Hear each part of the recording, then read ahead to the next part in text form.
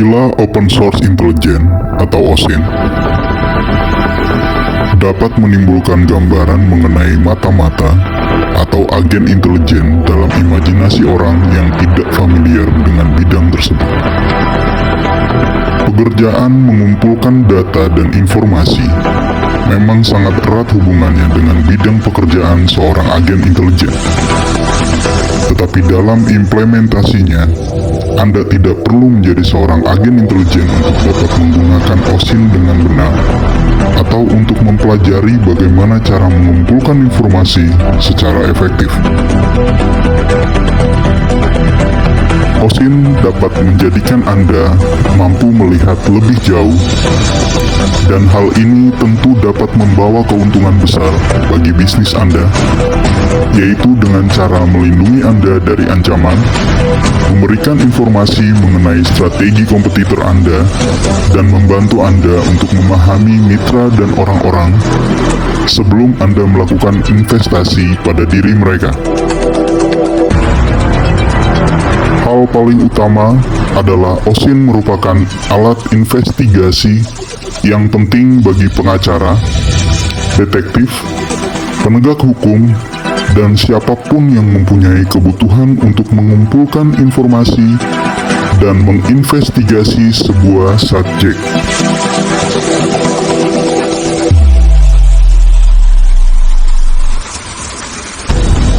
Video ini akan menjelaskan apa yang dimaksud dengan Open Source Intelligence dan bagaimana Anda dapat menggunakan OSINT bagi keuntungan kehidupan profesional Anda.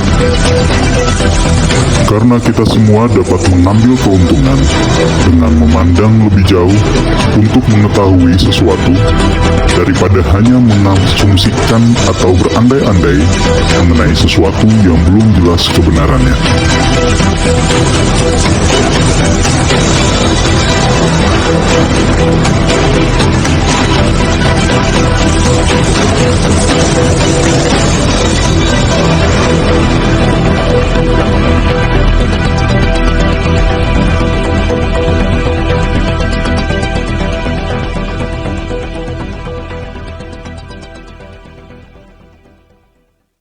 Seiring waktu, perkembangan teknologi internet telah mengubah dunia menjadi tempat yang sangat kecil.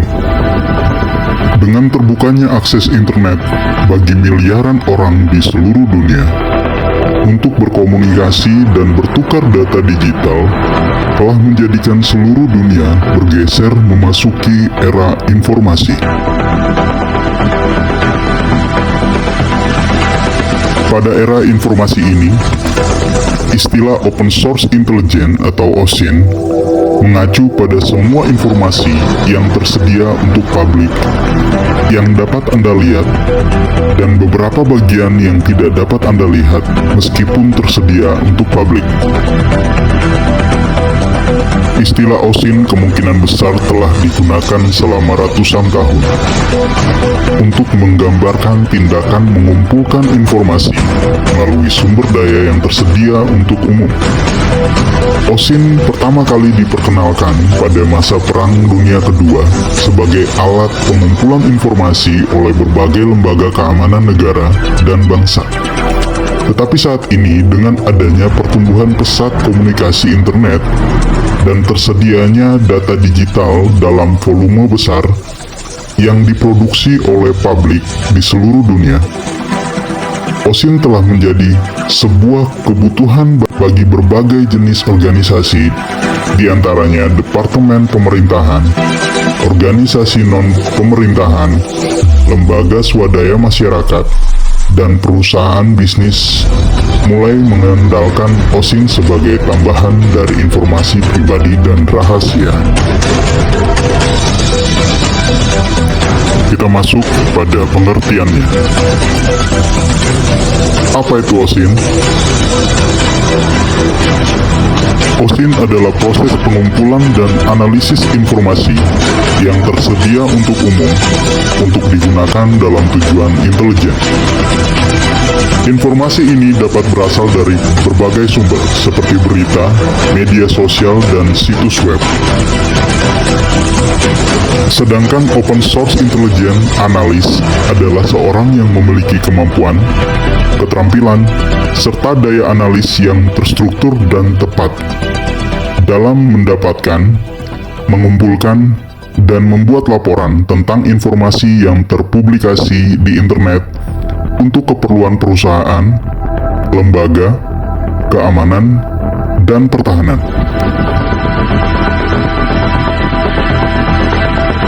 Apa saja lingkup bidang pekerjaan sebagai seorang OSINT analis?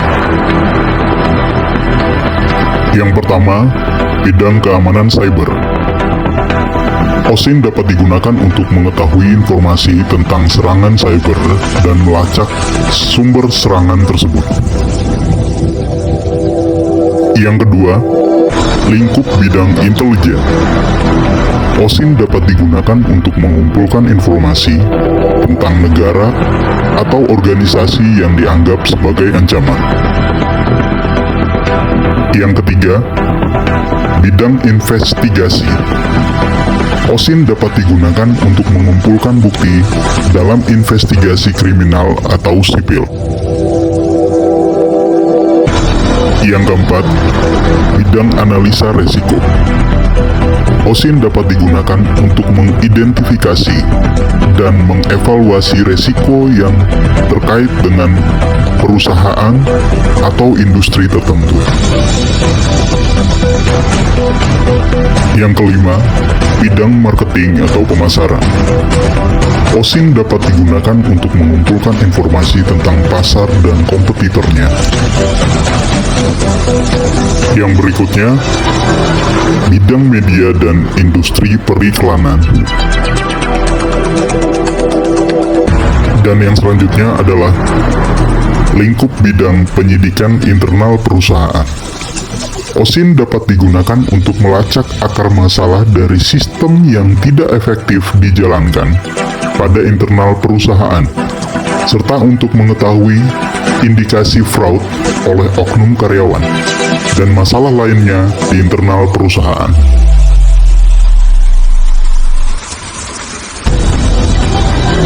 Apa saja tugas sebagai seorang OSINT analis? Seorang OSINT analis bertugas untuk melakukan perencanaan dan membuat prosedur pengumpulan informasi yang diperlukan oleh perusahaan.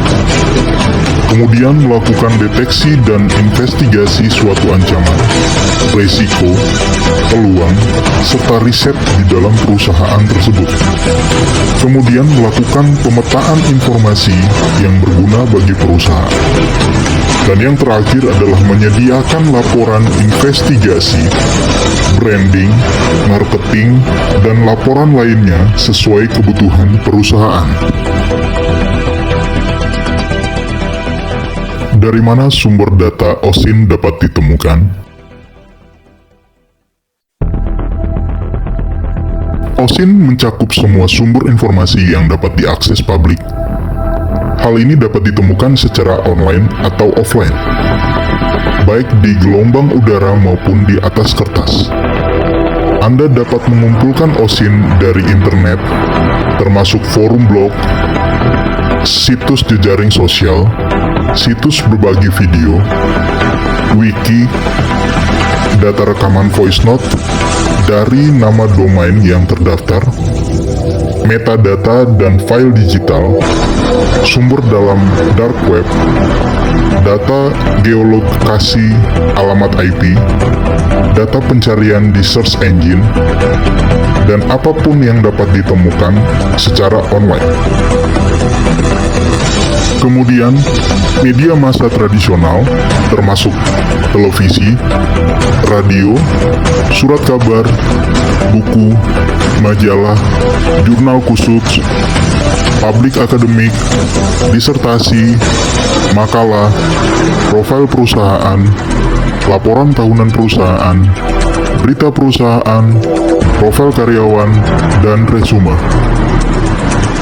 Metadata dalam foto dan video serta informasi geospasial dari peta dan gambar-gambar komersial juga dapat menjadi sumber data OSINT. Dengan demikian, data OSINT dapat dikumpulkan hampir dari mana saja, dan bahkan di tempat-tempat yang paling tidak mungkin dapat memberi Anda informasi terkait masalah yang sedang Anda selidiki sekalipun.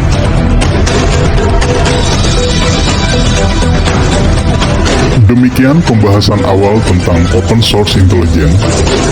Kita telah membahas terkait pengertian OSINT dan pelaku sistem OSINT atau yang kita sebut sebagai OSINT analis, serta sumber-sumber data OSINT yang dapat ditemukan.